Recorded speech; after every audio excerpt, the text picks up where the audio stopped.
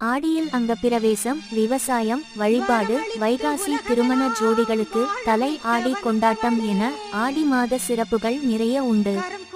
சிவகங்கை அருகேயுள்ள பாகனேரி மகா மாரியம்மன் கோவிலில் ஆடி மாதத்தில் அதிகாலை அங்கப்பிரவேசம் பக்தர்களை வெகுவாக ஈர்க்கிறது.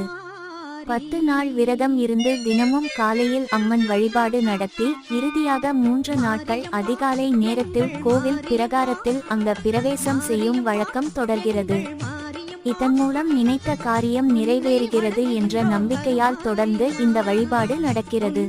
ஆடி மாதத்தில் இந்த விரதம் இருக்கும் வீடுகளில் சமையலுக்கு எண்ணெய் பயன்படுத்துவது இல்லையாம். இச்சிறப்பு வழிபாட்டின் இவ்வாண்டுக்கான காப்பு கட்டுதல் நிகழ்ச்சி நேற்று துவங்கியது. விரதம் இருந்து அம்மனுக்கு அங்க பிரவேச நேர்த்திக்கடன் செலுத்த நினைக்கும் அனைவரும் காப்பு கட்டினர்.